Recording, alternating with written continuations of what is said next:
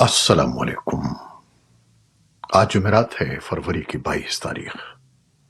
پاکستان میں اس وقت شام کے 7، بھارت میں 7:30 اور یہاں ہمارے اسٹوڈیوز کی گھڑیوں میں صبح کے 9 بج رہے ہیں۔ وائس آف امریکہ واشنگٹن کی اردو سروس سے میں ہوں خالد حمید، خبروں کے ایک بلیٹن کے ساتھ۔ پاکستان کی وزارت خزانہ کی طرف سے جاری ہونے والی ایک تازہ رپورٹ میں پاکستان کی معیشت کو درپیش جن خطرات اور چیلنجز کی نشاندہی کی گئی ہے، ان میں مالیاتی عدم توازن، بڑھتے ہوئے قرضے، موسمیاتی تبدیلیوں کے منفی اثرات، سرکاری ملکیت میں چلنے والے اداروں کا بڑھتا ہوا خسارہ اور صوبائی حکومتوں کی مالی بے ضابطگیوں اور گورننس کے چیلنج شامل ہیں۔ پاکستان کی وزارت خزانہ کی طرف سے سن 2023-24 کے مالی سال میں پاکستانی معیشت کو درپیش خطرات کے بارے میں جاری ہونے والی تازہ رپورٹ کے مطابق گزشتہ چند سالوں کے دوران پاکستانی کرنسی کی قدر میں کمی سمیت کئی دیگر عوامل کی وجہ سے ملک میں مہنگائی کی شرح اتار چڑھاؤ کا شکار رہی۔ ماہرین کا کہنا ہے کہ نئی حکومت کے لیے سب سے بڑا چیلنج ملک کی معیشت کو پائیدار بنیادوں پر استوار کرنے کے لیے بڑے فیصلے کرنے ہوں گے جو آسان نہیں ہوں گے۔ امریکی محکمہ خارجہ، کانگریس کے اراکین اور آزادی اظہار کی تنظیمیں پاکستان پر زور دے رہی ہیں کہ وہ آزادی اظہار کا احترام کرتے ہوئے ایکس سمیت سوشل میڈیا پلیٹ فارمز کو بحال کرے۔ پاکستان میں پلیٹ فارم ایکس پر بندش کے بارے میں صحافیوں کے تحفظ کی بین الاقوامی تنظیم کمیٹی ٹو پروٹیکٹ جرنلسٹس نے ایکس پر اپنے ایک بیان میں کہا کہ پاکستان میں social media platform x تک رسائی مسلسل 5ویں دن بھی محدود ہے۔ سندھ ہائی کورٹ نے ملک بھر میں social media platform X کو بحال کرنے کا حکم دے دیا ہے۔ Chief justice Sindh high court justice Aqeel Ahmed Abbasi نے سماجی رابطے کی ایپ ایکس کی ملک بھر میں 5 روز سے بندش کے خلاف درخواست پر سماعت کی۔ عدالت نے Pakistan telecommunication authority P T A اور دیگر فریقین سے آئندہ سماعت پر تفصیلی جواب طلب کر لیا اور پی ٹی اے کو بلا جواز انٹرنیٹ، ویب سائٹس، ایکس اور دیگر سوشل میڈیا پلیٹ فارمز بند کرنے سے روک دیا۔ پاکستان کی چین سے ملحقہ شمالی گلگت بلتستان صوبے کو ملک کے دیگر علاقوں سے ملانے والی شاہراہ قراقرم کو شدید بارشوں اور برف باری کے نتیجے میں گرنے والے تودوں کے باعث جمعرات کی صبح سے ہر قسم کی آمد رفت کے لیے بند کر دیا گیا ہے۔ حکام کا کہنا ہے کہ یہ فیصلہ سیاحوں اور دیگر لوگوں کی زندگیوں کو محفوظ بنانے کی خاطر کیا گیا ہے۔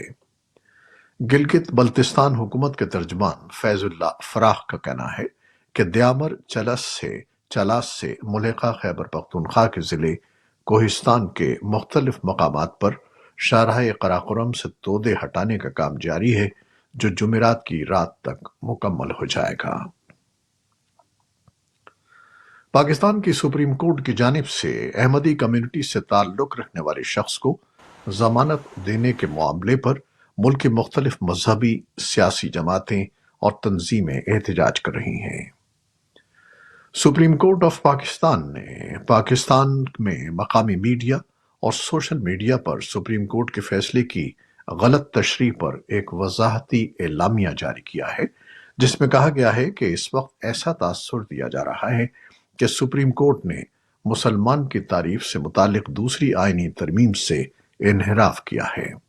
درحقیقت ایسا کچھ نہیں ہے، بلکہ فیصلے میں کہا گیا کہ اگر ایف آئی آر کو جوں کا توں تسلیم بھی کر لیا جائے تو اس پر ان دفعات کا اطلاق نہیں ہوتا جو مقدمے میں درج کی گئی ہیں۔ سپریم کورٹ کا کہنا تھا کہ عدالتی فیصلوں پر مناسب اسلوب میں تنقید بھی کی جاتی ہے، لیکن نظر ثانی کا آئینی راستہ اختیار کیے بغیر تنقید کے نام پر یا اس کی آڑ میں عدلیہ یا ججوں کے خلاف منظم مہم افسوسناک ہے اور آئین کی دفعہ 19 میں اظہار رائے کی آزادی کے حق کی حدود کی خلاف ورزی بھی ہے۔ تفصیلات کے لیے ہمارے سوشل میڈیا پلیٹ فارمز پر آئیے۔ افغانستان کے بنیاد پرست طالبان نے جمعرات کو 2 افراد کو سر عام پھانسی دے دی جنہیں الگ الگ واقعات میں قتل کا مجرم قرار دیا گیا تھا۔ طالبان کے سپریم کورٹ نے کہا کہ سزائے موت جنوب مشرقی شہر غزنی کے ایک فٹ بال اسٹیڈیم میں دی گئی۔ بڑی تعداد میں عدلیہ اور سرکاری افسران کے ساتھ ساتھ رہائشیوں نے بھی اس کارروائی کو دیکھا، لیکن کسی کو بھی اسٹیڈیم میں سیلولر فون اور کیمرے لانے کی اجازت نہیں تھی۔ اقوام متحدہ نے طالبان کی جانب سے دی جانے والی کڑی سزاؤں کو انسانی حقوق کی خلاف ورزی قرار دیتے ہوئے کہا ہے کہ یہ بین الاقوامی قوانین کے خلاف ہیں اور انہیں روکنا چاہیے۔ طالبان نے اس تنقید کو مسترد کرتے ہوئے کہا ہے کہ ان کا فوجداری نظام اور نظام حکومت اسلامی اصولوں اور رہنما اصولوں پر مبنی ہے۔ بھارتی حکومت نے social media platform x سابق ٹویٹر کو حکم دیا ہے کہ وہ ان 177 اکاؤنٹس کو بلاک کر دے جو کسانوں کے احتجاج سے متعلق ہیں۔ الیکٹرانک اور انفارمیشن ٹیکنالوجی کی وزارت نے وزارت داخلہ کی ہدایت پر یہ حکم جاری کیا ہے۔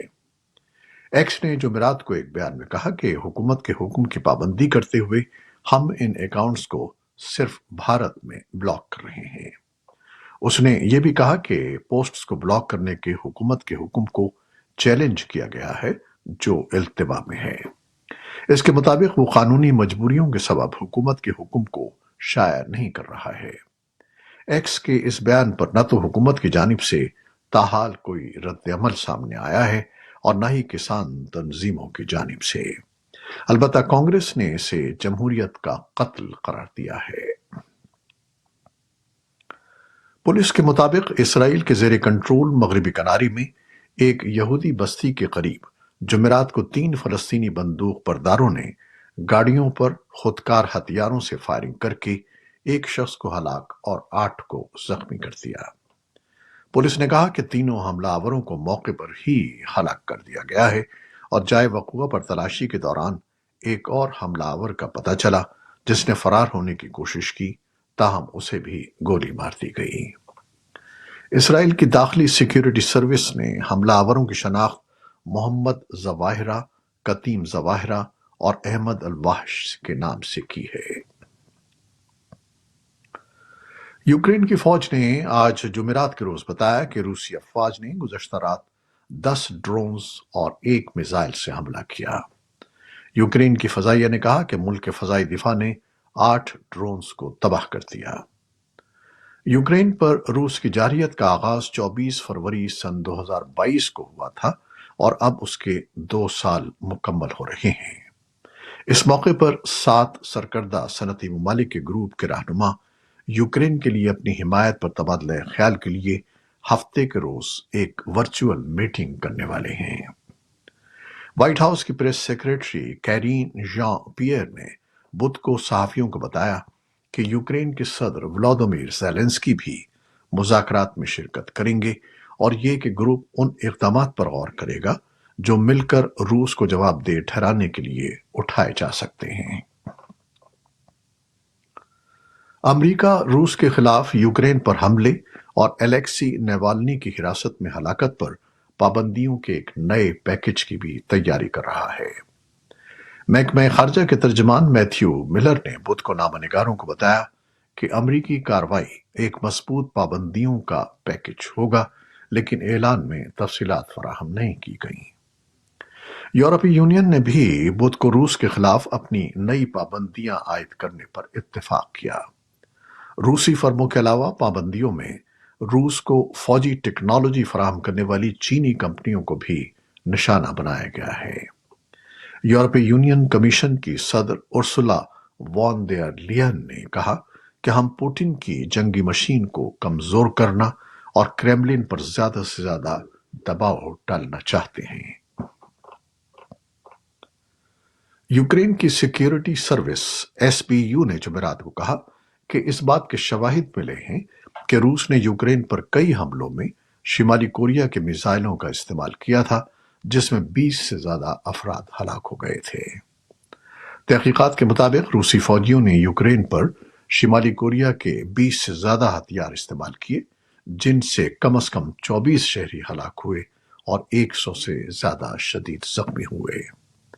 روس کی جانب سے فوری طور پر کوئی رد عمل سامنے نہیں آیا ہے۔ برازیل میں بدھ کے روز G20 گروپ کے اجلاس میں مغربی ملکوں کے وزرائے خارجہ نے یوکرین پر حملے کے لیے روس کو تنقید کا نشانہ بنایا ہے۔ برطانوی وزیر خارجہ ڈیوڈ کیمرون نے بند کمرے کے ایک اجلاس میں کہا کہ روس سے اس جارحیت کا بدلہ لینا چاہیے۔ America, Australia, Canada, Germany, Italy, France اور ناروے کے اعلیٰ سفارتکاروں نے بھی 2 روزہ اجلاس کے پہلے دن ایسے ہی ریمارکس دیے۔ ناروے کے وزیر خارجہ ایسپین بارتھ ایدے نے صحافیوں کو بتایا کہ لیوروف نے کیمرون کے ریمارکس کا جواب بڑے سکون سے دیا، لیکن انہوں نے صحافیوں سے بات نہیں کی۔ ایران کی پارلیمنٹ کے امیدواروں نے جمعرات کو انتخابی مہم شروع کی ہے۔ مہسا امینی کی موت کے بعد سن 2022 کے ملکگیر مظاہروں کے خلاف خونریز کریک ڈاؤن کے بعد اس مہم کا آغاز ہوا ہے۔ سرکاری ٹیلی ویژن نے کہا کہ 15,200 امیدوار 290 نشستوں والے چیمبر میں 4 سال کی مدت کے لیے مقابلہ کریں گے، جسے سخت گیر موقف رکھنے والے افراد 2 دہائیوں سے کنٹرول کر رہے ہیں۔ گارڈین کونسل کے انتخابات کے نگراں ادارے نے 15,200 اہل امیدواروں کے نام بدھ کو وزارت داخلہ کو بھیجے، جو انتخابات کا انعقاد کرتی ہے۔ معروف بھارتی براڈ کاسٹر امین سیانی حرکت قلب بند ہونے سے انتقال کر گئے ہیں۔ ان کی عمر 91 برس تھی۔ امین سیانی نے 1951 میں ریڈیو سیلون سے اپنے کیریئر کا آغاز کیا تھا۔ انہوں نے اپنے منفرد اسٹائل کی وجہ سے جلد ہی شہرت پالی اور پھر نصف صدی تک انوکھے رنگ ڈھنگ کے ساتھ فلمی گیتوں کے متوالوں کے کانوں میں رس گھولتے رہے۔ امین سیانی کا شمار نہ صرف بھارت بلکہ جنوبی ایشیا کے ان براڈ کاسٹرز میں ہوتا ہے جن کے انداز اور طرز گفتگو کو ان کے بعد آنے والوں نے اپنانے کی کوشش کی۔ انہیں بیش قیمت ایوارڈز بھی دیے گئے۔ یہ تھی وہ خبریں جو فیس بک لائیو پر ہم نے آپ کے لیے پیش کی۔ ہماری ویب سائٹ، یوٹیوب اور پوڈ کاسٹ پر یہ بلیٹن آپ کے لیے پوسٹ کر دیا جاتا ہے۔ آپ ہمارے بلیٹن کو شیئر کرتے ہیں اور اپنے کمنٹس میں اپنی محبتوں کا اظہار کرتے ہیں، جس کے لیے ہم آپ کے بے حد ممنون ہیں۔ اپنی ان کاوشوں کو جاری رکھیے گا۔